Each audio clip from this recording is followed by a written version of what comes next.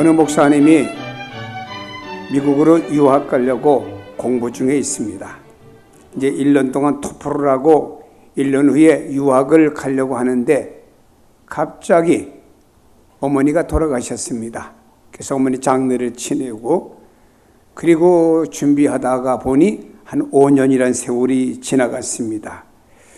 그리고 6년 후에 그분은 미국으로 유학을 가서 이제 가족과 함께 신학대학 공부를 하며 살게 되었는데 나중에 이 목사님이 뒤를 돌아보면서 왜 하나님께서 나를 6년 전에 보내지 않고 지금 왜 나를 유학하러 이렇게 늦게 보내셨을까라고 생각해 보니 거기 하나님의 계획과 때가 있음을 발견하게 되었습니다.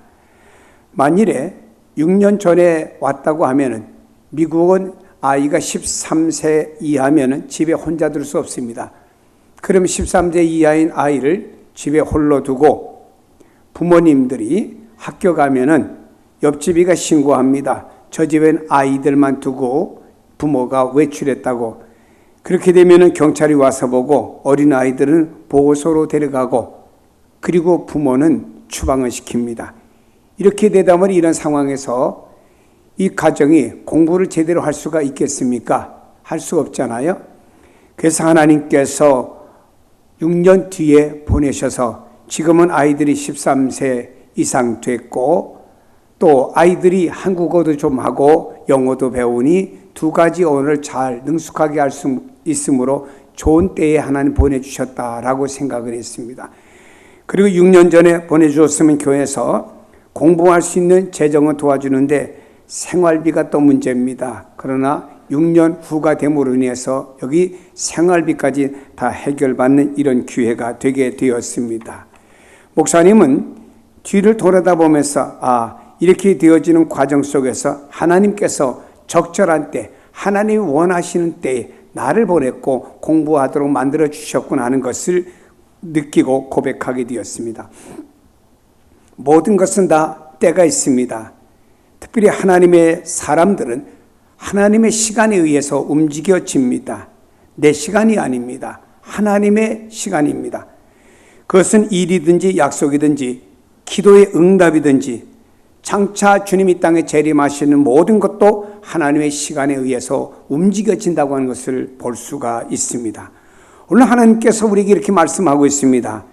때가 참에 하나님이 그 아들을 보내사 여자에게서 나게 하시고 율법 아래 나게 하신 것은 이렇게 4절에 말씀합니다. 때가 찼다고 하는 말은 때가 되었다고 하는 말씀입니다. 때가 되었다고 하는 것은 하나님께서 어떠한 계획을 가지고 계셨다고 하는 뜻입니다. 하나님께서 인간이 범죄하는 그 순간부터 죄로부터 구원할 메시아를 이 땅에 보내주실 것을 창세기 3장 15절에 미리 하나님은 계획하셨습니다. 그리고 창세기 3장 15절에 보면 이렇게 말씀하고 있습니다. 우리 하나님께서 뱀 즉 사탄에게 말하기를 여자의 후손이 내 머리를 상하게 할 것이고 너는 그의 발꿈치를 상하게 할 것이라고 말씀하고 있습니다. 이것은 이 땅에 메시아 되신 예수님 하나님의 아들이 오셨을 때 바로 그 예수 그리스도가 십자가 지시고 부활하심으로 말미암아 사탄의 머리를 상하게 하고 그러나 너희는 바로 예수를 십자가에 못 박는 그 발을 상하게 할 것이라는 말씀의 예언이 창세기 3장 15절에 나타나게 되었습니다. 여러분 성경을 보면 이스라엘 백성들은 장차 오실 메시아를 기다리고 또 기다렸습니다. 그 기간이 몇 년, 몇십 년, 아니 몇백 년이 아니었습니다. 정확히 셀 수 없는 기간을 그들은 기다렸습니다. 아브라함도 기다렸습니다. 이삭도 기다렸습니다. 야곱도 기다렸습니다. 이스라엘 역사 속에 수많은 사람들이 바로 다시 이 땅에 오실 메시아를 다 기다렸다고 하는 것입니다. 오랜 기다림 속에서 이 땅에 예수 그리스도가 오셨습니다. 그 오심에 대해서 성경은 말씀합니다. 때가 참에 하나님이 그 아들을 보내사 여자에게서 나게 하시고라고 말씀합니다. 때가 참에라고 하는 것은 하나님의 때에 예수님이 이 땅에 육신을 입고 오셨다라고 하는 것입니다. 여러분 성경 말씀은 선지자의 때도 아닙니다. 제사장의 때도 아닙니다. 사람들이 요구하는 때가 아니었습니다. 하나님의 때라고 하는 것입니다. 그때 하나님께서 육신을 입고 예수 그리스도의 모습으로 이 땅에 오신 것입니다. 이 과정 속에서 하나님은 인내하셨고 준비하셨다가 때가담이 이 땅에 예수님을 보내주신 줄로 압니다. 그러면 우리가 이 말씀을 통해서 먼저 하나님의 때를 기다려야 된다고 하는 전제 속에서 말씀을 들어야 됩니다. 나의 때, 우리의 때가 아닙니다. 하나님의 때를 생각하면서 기도하고 기다리는 성도가 되어져야 됩니다. 우리가 범하기 쉬운 실수가 무엇인가요? 내가 하려고 해요. 내가 필요한 때, 내가 원하는 시간에 무엇인가를 하려고 합니다. 비록 믿음 안에 산다고 하는 사람들도 오랜 동안 기도의 응답이 없으면은 기도는 했는데 몇 달, 또 몇 년을 기도했습니다. 응답이 없습니다. 그러면은 자기의 방식대로 생각을 하고 내 생각대로 행동해버리는 사람들이 있음을 믿음 안에 사는 사람들에게도 볼 수가 있습니다. 결과는 어떻게 됩니까? 내 생각대로 내 방법대로 하다 보면 결과가 어떻게 됐지요? 실패하게 됩니다. 어떤 사람은 초반에는 잘 돼요. 그러나 나중에 가서는 그것이 아니라는 사실을 깨닫게 됩니다. 결국에 내가 어떤 일을 함으로 말미암아 그 결과가 고통스럽게 만들고 힘들게 만들어지는 인생의 삶이 있음을 우리는 볼 수 있습니다. 여러분, 내 때가 아닙니다. 하나님의 때에다 모든 걸 맞춰야 됩니다. 예를 들어 봅니다. 아브라함과 사라를 보세요. 하나님께서 아브라함의 큰 민족이 되도록 하늘의 별과 같이 바다의 모래와 같이 너희 후손이 많도록 축복해 주시겠다고 약속을 했습니다. 그런데 10년이 지나도 아무런 징조가 보이지 않습니다. 사라의 배가 불러오지도 않습니다. 하나님께서는 아브라함에게 75세 때 그런 말씀을 하셨는데 85세가 되어도 아무런 응답과 변화가 없습니다. 아브라함은 10년 동안 약속을 믿고 기다렸습니다. 후손을 주실 것을 기다렸습니다. 그러나 하나님 아무런 어떤 증거가 나타나지 않습니다. 응답도 없어요. 그러니까 사라는요, 나를 통해서 하는 것이 아니고 아마도 어떤 여자를 통하든지 간에 아브라함의 씨만 받으면 되겠지. 씨바지로 그는 하갈이라는 여성을 선택하게 되었고 결국에 이스마엘이라고 하는 자녀를 얻게 되었습니다. 우리가 인간적으로 생각해 볼 때 10년이라는 세월은 기나긴 세월입니다. 1년도 어떤 때는 긴 시간일 때가 있어요. 아픈 환자들에게 1년이라는 시간이 너무너무 길게 느껴집니다. 그런데 10년을 기다렸다고 하는 것은 아주 오랜 시간을 기다린 것입니다. 우리는 어떻습니까? 하나님 앞에 기도합니다. 하루 이틀, 한 달, 두 달, 1년을 기도했습니다. 아무런 응답이 없습니다. 그럼 사람들이 하나님 나를 응답하지 않는가 보나 하고 포기해버리고 맙니다. 근데 아브라함은 무려 10년을 기다렸습니다. 대단하죠? 그러나 10년을 기다렸을지라도 그때가 하나님의 때가 아니었고 하나님의 택한 방법이 아니었습니다. 그 결과 사라와 아브라함 그리고 하갈에게까지 또 나가서 민족적으로 세계적으로 고통에 미치고 말았던 것을 보게 됩니다. 여러분 보세요.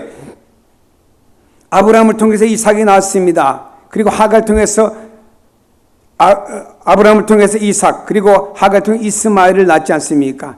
결국엔 둘이 서로 민족을 이루면서 바로 이스라엘과 아랍이라고 하는 이 민족은 지금까지도 싸우고 있습니다. 하나님의 때가 아닐 때 어떤 이들이 일을 진행함으로 인해서 후손에게까지 엄청난 고통과 어려움을 주고 있는 것을 우리는 역사의 한 페이지 속에서 배우고 알아야 됩니다. 아무것도 안 하려고 하는 것도 문제지만 우리가 무엇인가를 하는 과정 속에 내가 하고 싶은 대로 내 마음대로 내가 원하는 대로 저질러 버리고 나면 반드시 후회하게 되고 그것으로 인해서 오히려 고통을 당하게 된다는 사실을 뒤늦게 가서 알게 되는 것입니다. 그러므로 우리는 인간적인 방법으로 무엇인가 하려고 하지를 마시고 겸손히 하나님의 때, 하나님의 시간을 기다릴 줄 아는 성도가 되기를 축복합니다. 그러기 위해서 우리에게 필요한 준비가 있습니다. 모세가 바로의 궁궐에서 왕자로 있을 때 이스라엘 백성들이 고통당하는 것을 보고 나도 우리 어머니 유모였던 친어머니가 너는 이스라엘 히브리 민족이라고 하는 것을 심어줬기 때문에 나도 이스라엘 백성들인데 이렇게 이스라엘 백성들이 애굽 사람이 고통받아야 되겠느냐, 내가 이들을 구원해 줘야 되겠다 하고는 아직 모세가 때가 되지 아니했는데, 준비가 되지 않았는데 그는 그만 의분을 가지고 말입니다. 의협심을 가지고 이스라엘 백성들을 괴롭히는 애굽 사람을 쳐 죽였어요. 폭로가 되었죠. 결국에는 광야로 도망가 버리고 말았습니다. 광야에서 40년이란 세월을 보내게 된 거예요. 그 과정 속에서 하나님은 모세라고 하는 사람을 훈련시켰습니다. 모세는 자기가 광야에서 훈련받고 있다는 사실을 몰랐어요. 사실은 내가 왕자였는데 왜 이렇게 광야에서 고생을 하고 있느냐, 그럼 어떡하느냐, 여기서 살아야지 하면서 적응하며 살았지만 그 속에 하나님의 훈련이 숨어 있다고 하는 것을 몰랐다, 이런 말입니다.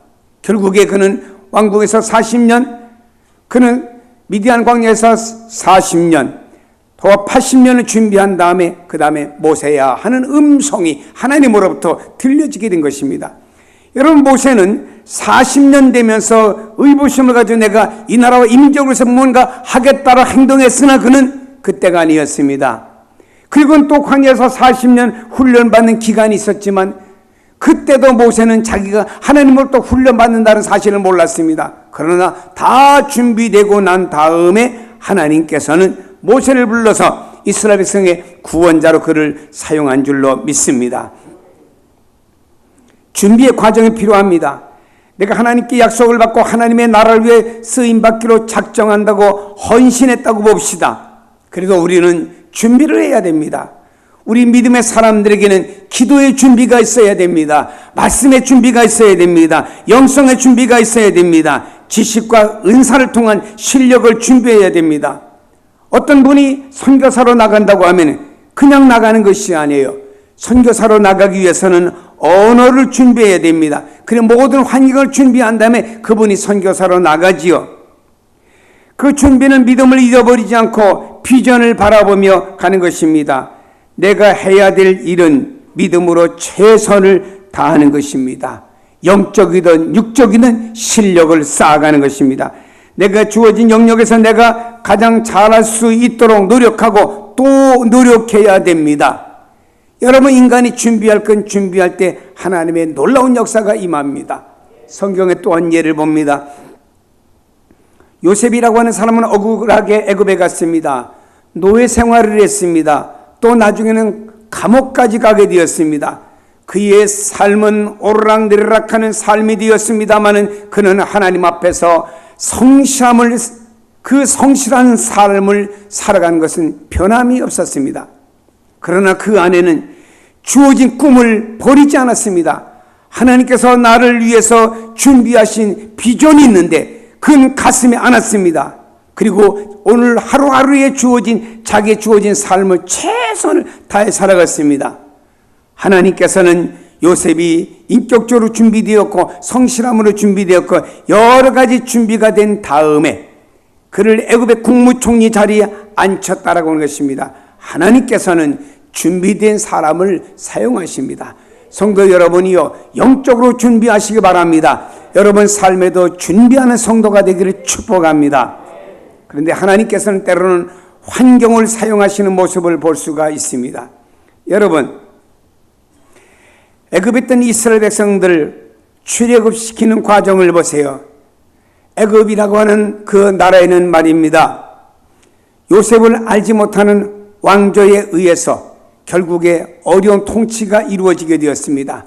원래는 그 이전에 요셉이 애굽에 가서 애굽이 7년 풍년이 되었고 7년이 흉년이 들었을 때 그는 국무총리로 정책을 잘 함으로 말미암아 그 애굽이란 나라가 위기와 도탄에 빠질 뻔했는데 그 나라가 구원함을 받게 되었습니다.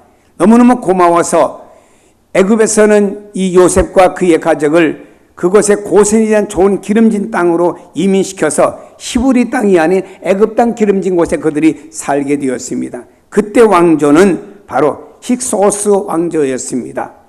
그 왕조를 쭉 내려가면서 그 요셉을 국무총리로 세웠고 또 요셉의 공로를 알았기 때문에 그 왕조가 내려가면서 요셉의 은혜를 기억했습니다. 그러다가 그 어느 날 디투모스라고 하는 왕조가 힉소스 왕조를 정복시키고 그가 그 애굽을 지배하게 되었습니다.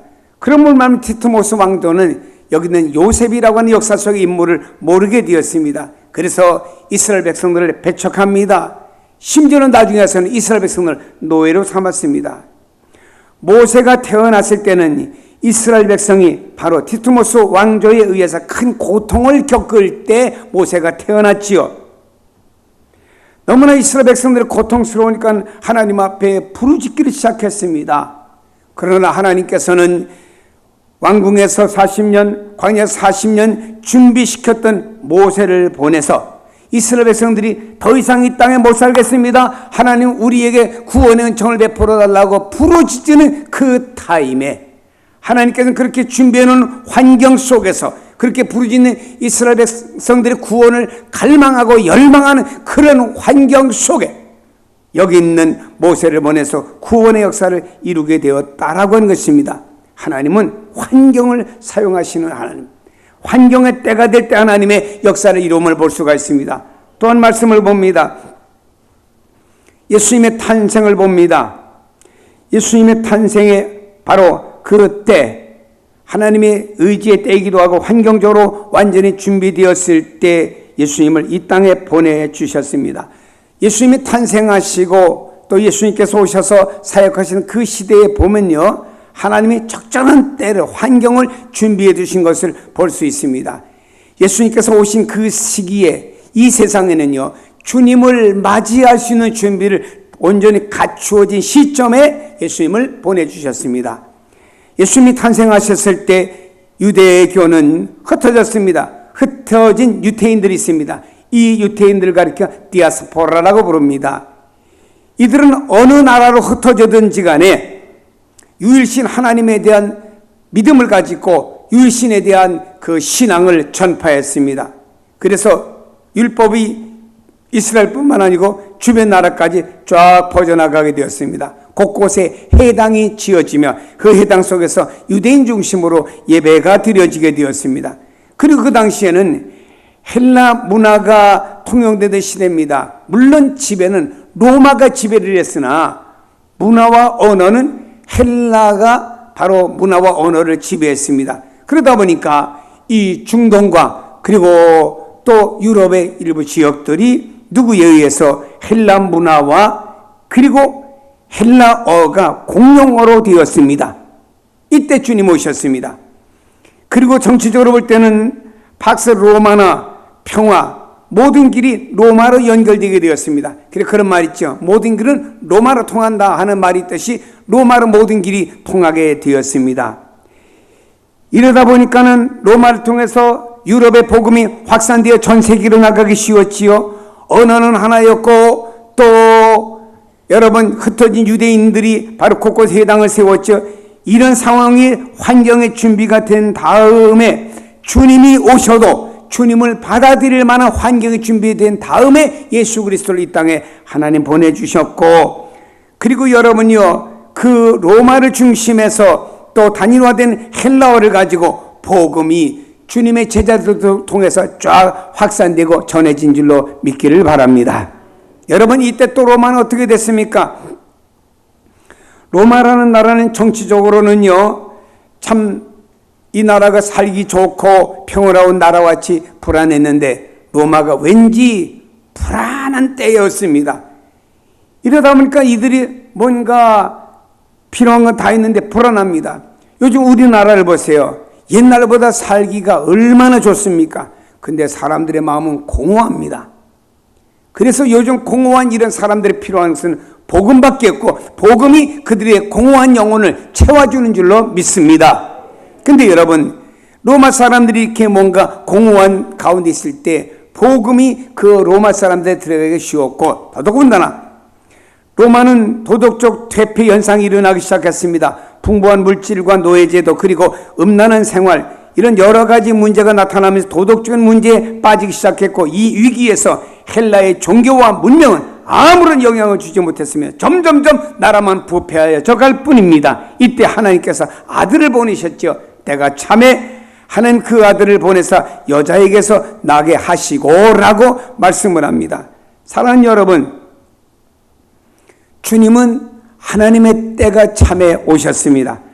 하나님의 의지의 결단이 확실하고 모든 것이 준비되신 가운데 특별히 세상의 종교, 문화, 언어, 정치적인 여건, 모든 것 여건이 갖춰진 당시에 예수님이 육신을 입고 이 땅에 오셨습니다. 그리고 그 오신 예수님의 복음이 온 세상에 전파되긴 될 수 있는 환경이 다 준비된 다음에 주님은 오신 줄로 믿습니다. 여러분, 당신의 뜻과 계획을 당신의 크고 위대하신 지혜와 능력을 행하시고 이루어 가신 하나님 보아야 됩니다. 여러분, 우리를 향하신 하나님의 때가 다 있어요. 성경은 우리에게 말씀합니다. 사람이 날 때가 있고 죽을 때가 있고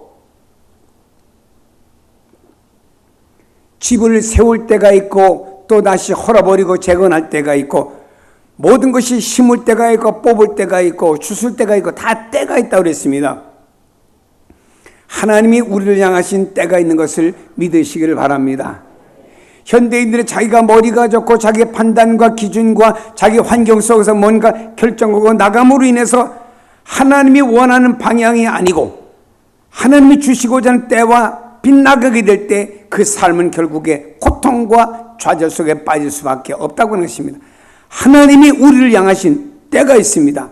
우리는 그 약속이 이루어지고 그 약속이 이루어지는 그날까지 우리는 비전을 가지며 나가야 됩니다. 그래서 믿음으로 바라보고 기다려야 됩니다. 그냥 기다리는 것이 아닙니다. 준비해야 됩니다. 하나님의 계획은 하나님인 당신의 계획뿐만 아니고 우리를 향하신 계획과 뜻이 다 있습니다. 여러분, 사람의 머리털까지 세신 바 되시고 사람이 가는 길을 아시고 생각과 마음을 아신 하나님께서 쉽게 말합니다. 여러분, 태어나면서부터 살다 주님 나라 갈 때까지 다 하나님의 계획 속에 있습니다. 그 계획과 뜻에 맞춰 살아가세요. 그럼 여러분의 인생이 형통할 수가 있습니다. 근데 그때를 어그러뜨리고 내가 내 인생의 모든 걸 계획하겠다고 하다가 사람들이 실패하는 경우가 한두 번이 아니라고 하는 것입니다. 여러분, 나를 통한 우리를 통한 하나님의 분명하신 일들이 있습니다. 여러분, 우리의 인생에 하나님의 계획이 있고 우리가 사역하는 비전의 계획이 있고 여러분의 직장과 사업 그리고 여러분 가정의 젊은이들 자녀들 있죠. 결혼 문제 다 여러 가지 일 속에 하나님의 계획이 있다라고 하는 것입니다. 우리는 모든 영역 속에 하나님이 시간을 두고 그 때를 맞추어 이루어 가시기 때문에 그 때를 통해서 하나님은 지구를 움직이고 우리 인간을 움직이고 우리 개개인을 움직이시기 때문에 그 때를 기다리고 바라볼 줄 아는 성도가 되시기를 바랍니다. 중요한 것은 주님께서 이 땅에 초림하시는 것도 그냥 오신 게 아니죠. 육신을 이 땅에 오신 것도 하나님의 때를 맞추어 보내주셨습니다. 그렇다고 하면은 다시 재림하실 예수 그리스도도 바로 때가 되면 보내주시기 때문에 우리는 준비하고 기다릴 뿐이라고 하는 것입니다. 사랑하는 여러분요, 우리는 주님이 다시 오실 때도 기다려야 되는데 마치 지혜로운 다섯 명의 처녀가 준비하고 있다가 신랑을 맞이하고 있는 것처럼 우리도 준비하고 있다가 맞이해야 됩니다. 그 어느 날 주님의 재림의 나팔 소리가 울리는데 허겁지 뭐 그때 가서 기름 사겠다고 미련한 다섯 처녀처럼 동네를 이리저리 뛰어도 기회는 끝나고 맙니다. 오늘 우리는요, 날마다 주님 오실 때도 기다리면서 살아가는데 여러분이 인생 살면서 중요하게 생각할 것이 있습니다. 하나님의 시간, 하나님의 때가 있습니다. 그를 위해서 우리는 믿음으로 영적으로 준비하고 기다리고 인내해야 됩니다. 그리고 나서 우리는 하나님이 우리 환경 속에 잘 뭔가 이렇게 이루어지고 있을 때 하나님 그 환경이 꼭 필요할 때 뭔가 하나님이 역사를 하시는 겁니다. 그러므로 사랑하는 여러분, 인간의 때에 맞춰서 여러분의 삶을 운영하지 마시고 하나님의 시간에 늘 맞추어 여러분의 삶이 진행되기를 주의 이름으로 축복합니다. 기도하십니다.